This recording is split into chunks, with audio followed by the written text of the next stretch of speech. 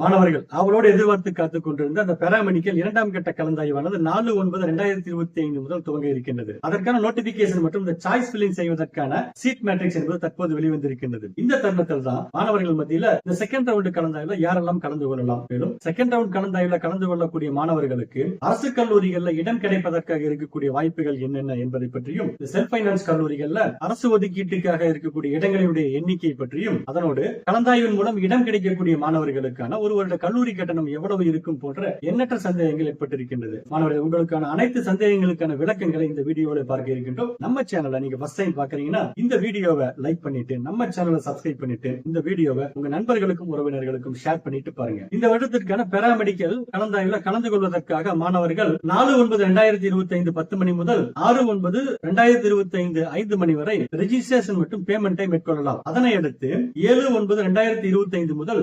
9/9/2025 வரை மாணவர்கள் தங்களுக்கு விருப்பமான கல்லூரிகளையும் விருப்பமான பாடப்பிரிவுகளையும் வரிசைப்படுத்தி சாய்ஸ் பில்லிங்கை மேற்கொள்ளலாம். அவ்வாறு சாய்ஸ் பில்லிங்கை செய்த மாணவர்களுக்கு அவர்கள் பெற்றிருக்கக்கூடிய கட் ஆஃப் மதிப்பெண்களின் அடிப்படையில் அவர்களுடைய விருப்பத்துக்கு தகுந்தாற்போல ஒரு இடம் என்பது ஒதுக்கீடு செய்யப்படும். அந்த ரிசல்ட்டை மாணவர்கள் 11/9/2025 என்று தெரிந்து கொள்ளலாம். ஒதுக்கீட்டு ஆணையை பெற்ற மாணவர்கள் அந்த ஒதுக்கீட்டு ஆணையை டவுன்லோட் செய்து அந்த குறிப்பிட்ட கல்லூரியிலே சென்று 17/9/2025 மாலை 5 மணிக்குள் சேர்ந்து கொள்ளலாம். இந்த கலந்தாய்வுல எந்தெந்த மாணவர்கள் கலந்து கொள்வதற்கான வாய்ப்பு இருக்கின்றது அப்படின்னு பாத்தீங்கன்னா, ஃபர்ஸ்ட் ரவுண்ட் கலந்தாய்வுல கலந்து கொண்டு அரசு கல்லூரிகள்ல இடம் பெற்று கல்லூரியிலே சேர்ந்து வேறு அரசு கல்லூரியில வேறு பாடப்பிரிவுக்கு மாறுதல் வேண்டும் என்று விரும்பக்கூடிய மாணவர்கள் ரீஅலாட்மெண்ட்டுக்காக புதியதாக சாய்ஸ் ஃபில்லிங் செய்து இந்த கலந்தாய்வுல கலந்து கொள்ளலாம். மேலும் ஃபர்ஸ்ட் ரவுண்ட் கலந்தாய்வுல கலந்து கொண்டு இடம் கிடைக்காத மாணவர்களும் ஃபர்ஸ்ட் ரவுண்ட் கலந்தாய்வுல கலந்து கொள்ளாத ஜெனரல் ரேங்க் 1 முதல் ஜெனரல் ரேங்க் 53,165 வரை இருக்கக்கூடிய மாணவர்களும் செகண்ட் ரவுண்ட் கலந்தாய்வுல கலந்து கொண்டு தங்களுக்கு விருப்பமான கல்லூரிகள்ல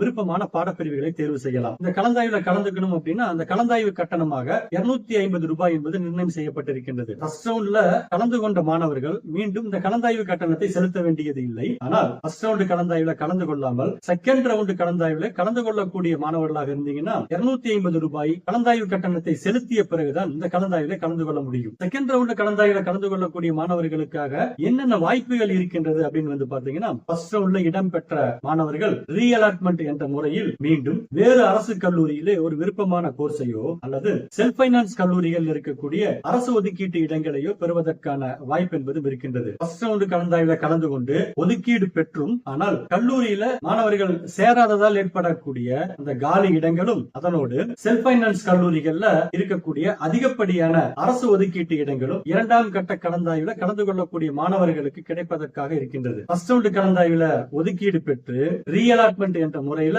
செல்ஃப் பைனான்ஸ் கல்லூரிகள்ல அரசு ஒதுக்கீட்டை ஒரு மாணவர் தேர்வு செய்கின்ற பொழுது அந்த மாணவர்களுடைய ஃபர்ஸ்ட் ரவுண்ட் இடமானது இடம் கிடைக்காத மற்றொரு மாணவருக்கு கிடைப்பதற்கான வாய்ப்பும் இருக்கின்றது. செகண்ட் ரவுண்ட் கலந்தாய்வுல அரசு கல்லூரிகள் மற்றும் இந்த செல்ஃப் பைனான்ஸ் கல்லூரிகள்ல இருக்கக்கூடிய இடங்களினுடைய எண்ணிக்கை எவ்வளவு அப்படின்னு வந்து பாத்தீங்கன்னா, அரசு கல்லூரிகள்ல BPT, BOT, bachelor of audiology and speech language pathology, cardio pulmonary perfusion technology, physician assistant, medical laboratory technology போன்ற 20 வகையான கோர்ஸுகளுக்காக 1032 இடங்கள் என்பது இருக்கின்றது. இந்த இடங்களை பெறக்கூடிய மாணவர்களுக்கு ஒரு வருட கல்லூரி கட்டணம் என்பது 3000 ரூபாய் என்ற அளவில் நிர்ணயம் செய்யப்பட்டிருக்கின்றது. அதனோடு இஎஸ்ஐ கே நகர் சென்னையில் 33 இடங்களும் 126 நர்சிங் கல்லூரிகளின் மூலமாக ஆண்களுக்கு 538 இடங்களும் 236 நர்சிங் கல்லூரிகளின் மூலமாக பெண்களுக்கு 10,529 இடங்களும் 53 பிபிடி கல்லூரிகளின் மூலமாக 2036 இடங்களும் 9 பிஓடி கல்லூரியின் மூலமாக 404 இடங்களும், மேலும் கடந்த வருடத்தை காட்டிலும் குறைவான எண்ணிக்கையில